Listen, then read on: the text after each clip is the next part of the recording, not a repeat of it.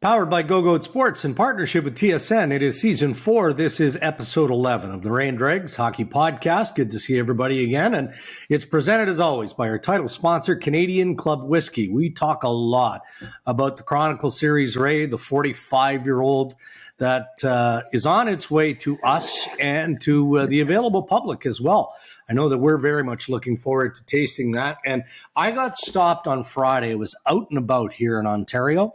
And avid listener of the Ray and Dreg podcast, and this gentleman says to me, "So you've tried this latest version, the 45?" And I'm like, "No, we haven't." He said, "Well, you guys keep talking about it. I just assume you've tried it." And he's gone through the series like we have. And this is just a guy walking up to me in a local establishment, over the moon. So, and it kind of fits into our dynamic too, Ray. He might be a little bit older than us, a couple of years, nothing serious. What is he, like 46? What's that? Is he 46?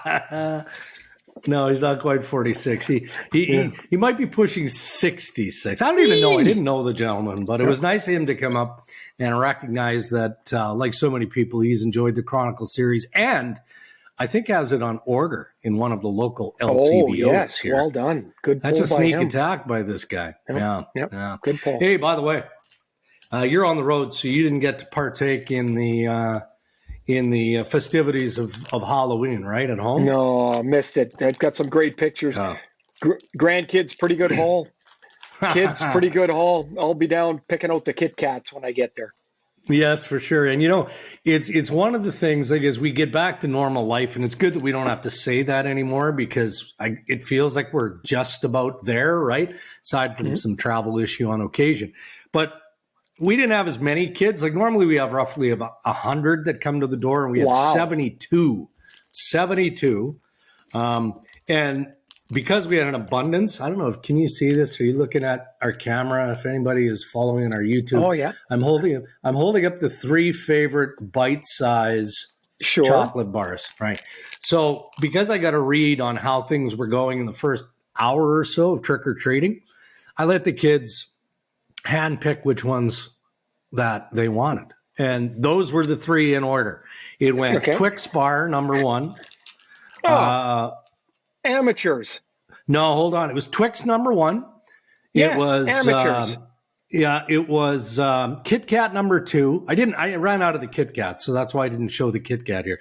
Kit Kat number 2, Snickers number 3, Mars bar number 4.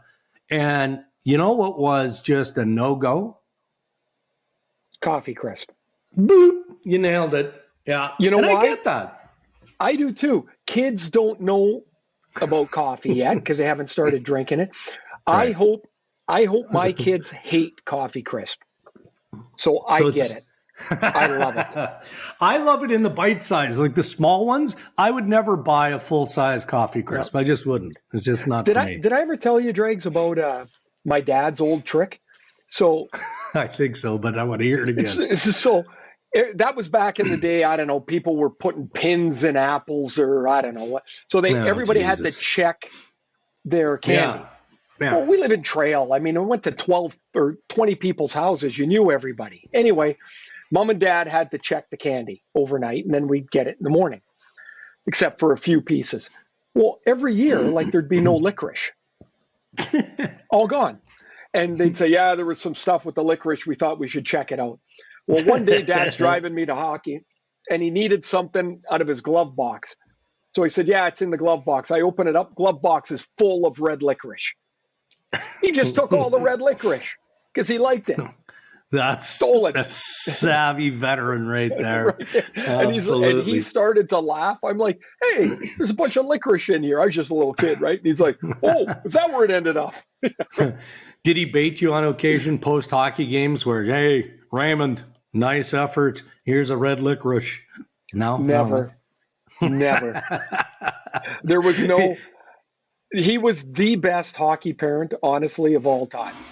Yeah. We never... Good game, bad game. He waited for me to talk to the game about him. And if it was good, he'd go, no, that was a good game. That's awesome. Like that was it. I was so lucky that way. But no, the red licorice, No wonder I like it so much. I was deprived my entire childhood. There wouldn't be much in the realm of candy that you don't like. Like maybe hard candies. You're not a hard candy guy, are you? No, it's like these sour, the Sour Patch stuff. I never got into that. No, I'm with you. Not that stuff. If it's got chocolate on it, though, outside of a Big Turk, which I still can't determine what that red stuff is in the middle. The goop in the middle, that's no good. Yeah, I will eat most candy bars and be quite satisfied. I've lowered my camera. Really? And I'm joking. Yeah. Other than that, you doing all right? Hey, where's that mug from? That's a good question. Hold on. Well, you could read it. I know, but I'm turning it and it's hot. Dallas. Oh, I don't have a Dallas Starbucks mug. Are you feeling better now? Have we got a chance? No, I guess not. Well, everyone, we just saw this was the Ray and Dregs podcast. Welcome to Ray's podcast. As we lose Dregs here right off the end of the table. Oh, look at my face. Yeah, it's tomato. I think so. So here's what happened. We're recording at like 1 o'clock Eastern. Because I've had a busy morning, I had to do Leafs lunch. And I'm like, okay, well, I got to squeeze in lunch between Leafs lunch and recording the podcast. So I wolfed down this chicken and rice thing, which was good, leftovers. But I doused it in hot sauce and I put on too much hot sauce. So because of that, now I'm paying the price and I'm choking on the spice that's still in my nose and in my throat. So we'll get through it. I tilted the camera before I got all choked up because I'm wearing my Movember hoodie. Yes. November 1st as we record. Yeah. And you know what? I proudly support TSN. It's come to me now in the last 3 consecutive years. You can grow a mustache or a beard in 3 days. Yeah, it takes long. Me. Yeah. By the time I get to the end of November, then I'm reasonable. I can get by. So I'm going to grow the mustache. And I'm doing it in support of raising funds, Ray, for mental health.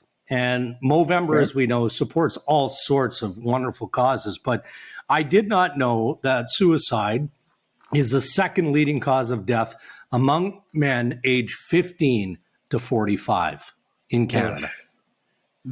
And for men aged 15 to 29 globally, suicide is the leading cause of death. So anyway, in my small part, I'm going to support men's mental health for Movember, and I look forward to your donations. So thank you in advance. Yeah. I will get a donation to you, Dregs. It's for anybody that can help at any time. Yeah. This month is Movember. It's as much as you think it's helping someone else, it's also helping you. Correct.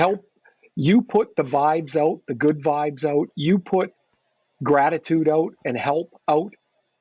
It just makes you feel better too. And those numbers are, when I hear the ages of that, I know it's beyond tragic. So if you can help, please do. Excellent. Thank you for doing that. Headlines, once again this season, presented by our good friends at Boston Pizza. And man, we could dedicate headlines to the goings on or the struggles, I suppose, of the Toronto Maple Leafs.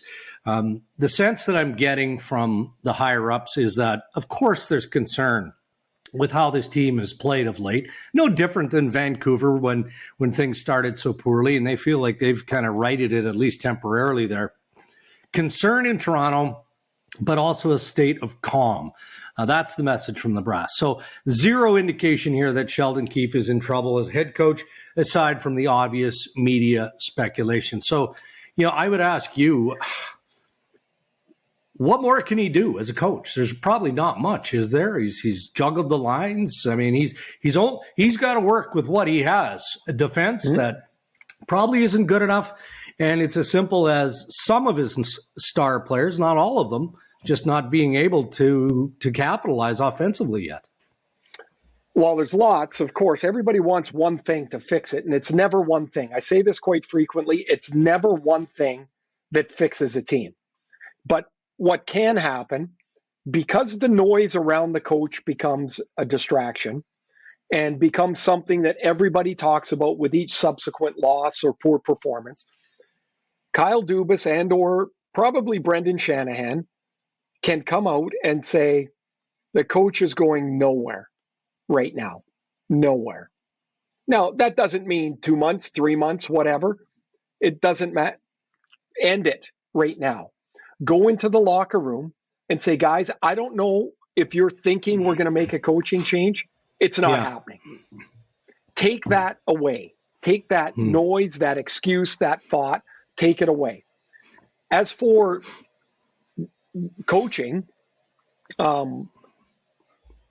I know Matthews got 2 goals in 3 games. Does Marner got 1 goal on the year? I believe, yeah. So what team is built where the best players have no points or no goals and is going to be successful? Nowhere. So, like, you can just, like, Marner's he hears and he feels like he's sensitive to the noise. He really is. Mm-hmm. And you've seen that in the way that he reacts, the way he speaks. Like, he doesn't have to tell anybody that that he cares, but he felt after the game in Anaheim that he had to. He made a couple of plays, he turned the puck over and ends up in the net. It sucks. And you know what? Mitch Marner's a hell of a player. Mm-hmm. And there's no reason for him to have to defend that he cares.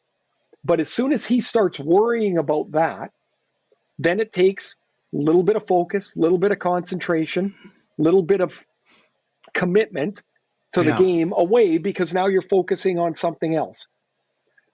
The top end of that roster has to be better. Sheldon Keefe's comment 2 weeks ago about our elite players haven't been elite yet was 100% the right comment to make, and because it was 100% accurate. Mm-hmm. And honestly, if that really irritated them, they need to grow a thicker skin. Yeah. Listen to some comments around the league from other places. That's mild. Like, you should be able to handle that. So that's number one. Number two, Dregs, start of the year, we talked about the Leafs and projections, and I said I just don't think their defense is anywhere near good enough. I just don't. Not to be a team that's really reckoned with. You lose Muzzin now. You don't have Liljegren now. Well, like, they're not even the same defense as I thought wasn't good enough. Mm-hmm. Like, how's it going to be good enough? They don't move the puck quick enough. They don't get into the rush and support a secondary attack enough or more frequently. And then up front, they got 4 forwards in their top 9 that are my size. I don't care what anybody says. I get to do the playoffs. Last year I did the finals. I did not see any team built like that. Right. The construct of that team leads you to be able to play one way only. Mm-hmm. And that's a dangerous thing for any team, not just the Leafs, for any team. If they had a little bit different makeup of their team, maybe you can grind out a 2-1 win. Then you can win 7-5 or 7-2 because they've got the skill to do that. But Malgin, Robertson, Kerfoot, take Marner out of it because he's a different player. He's at a different level. Who else am I missing there? Trying to think. Who did Tavares play with the other night? He played with Croak. And Yarncroke. So there's 4 of your top 9 forwards that are literally my size. And you go into a game where you've got a couple of 6'4" defensemen over there. It's really hard. Tough. Yeah. It's tough. And I think all of that kind of plays into a start that's up and down. If their big boys get on track, going to solve a lot of problems. And they will because they're too good. Well, so much has been made, and maybe it's because of time off too, right? And the fact that, look, you got to produce copy in this market, in any Canadian market, even though the team isn't here. They're traveling back. They stayed in California on Sunday night, flew back yesterday. Much was made over the one shift that Mitch Marner missed. Now, I don't know what constitutes a benching to you. I don't think one shift is a benching. It might be a bit of a message send. And Marner got up, went into the hallway, smashed the stick to pieces, came back, all's well. He vented, big deal. But do we need to read into it beyond that? It wasn't a benching, was it? Oh no, I've been benched. Yeah. That's not a benching. That's missing a turn. In the timeout, we saw Keefe reference Marner. Like you could see it. He was referencing him on the two goals. Yeah. And then Marner missed his next shift, and that stick was clearly faulty, and he got rid of it. And then he started again. And there's lots of things that there's so much made about everything in today's media world because there's so many outlets. Yeah. That stuff happened all the time, and nobody even noticed it. Like, it's a non-thing. Yeah. And so again, if because I just I said earlier that Marner is, he hears and he feels and he knows what's going on. If somebody asks him about it, he should say, "Yeah, it happened in the game, and it's of no consequence." Yeah. Finished. Yeah. Like he sat me a shift. He sat me a shift. I turned the puck over twice. It ended up in the net. And he sat me a shift just to snap it and say, "Hey, let's be a little more careful with the puck." That's it. Mm-hmm. Mm-hmm. Like there's no need to. If they've got media staff all over the place with the Leafs, PR guys all over the place. Coach these guys. Help them with the answer. There's no need arguing back with the media. It's a waste of time. Just don't say, "Look, I turned the puck over twice. It ended up in the net. That sucked. Sheldon called a timeout. Sat me a shift. I broke the stick. I came back, and now I want to try and win the game." Mm-hmm. There you go. Were you disappointed? I don't know. What do you think? Move on to the next question. Like they could deal with that really quickly, and I think they should. When he gets asked about it, which is going to happen, deal with it quickly, move it aside, and it's finished. You want to? There were some other, penalty shot scenarios, goalie interference call in that game. You want to come back to that or deal with that now? Because there's other stuff we should be talking about. I mean, Buffalo. Oh, let's do this quick. Okay. All right. So the two penalty shot scenarios, Derek Grant, who, Matthews got his stick on his stick that drifted up to the hand, but he still had an opportunity to make a reasonable play to score the goal. So the less experienced official, Blandini, just calls the penalty, no penalty shot. A similar play as Alex Kerfoot tugged on by, I guess it was Cam Fowler, right, of the Ducks. Mm-hmm. They call the penalty shot there, and it's Chris Lee, who's the more experienced official, that says, all right, similar, not exactly the same situation, but similar. And there was a considerable amount of frustration from the Anaheim Ducks, but more confusion from the hockey fan, right? Especially on social media, who are watching this going, well, wait a second, how come that's a penalty shot and the one before wasn't? So what did you see? I think the young guy got it right. Yeah. I don't think it was a penalty shot on Derek Grant, and I don't think it's a penalty shot on Kerfoot. The penalty shot rule, as I've always understood it, is to deny the scoring chance.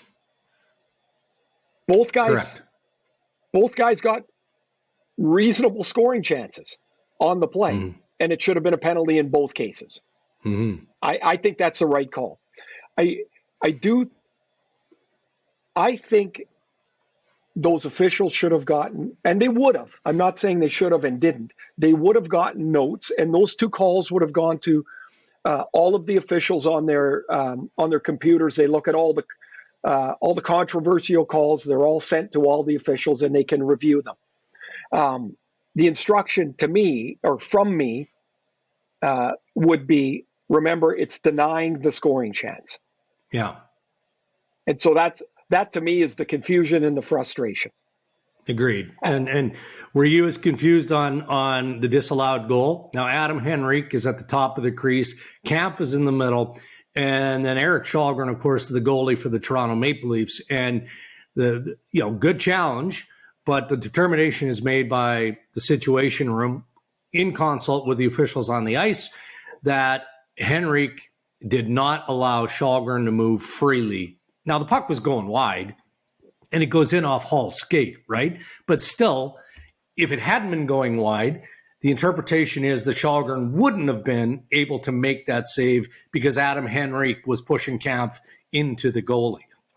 I'm still confused by it all, but that was the explanation to me. I thought it was a good challenge because the Leafs were reeling, and for Keefe to challenge there, you got to try something. And if you lose the challenge, you're down 4-3 anyway. Now you got to kill a penalty, but the period's sliding away from you anyway. So I thought it was a good challenge.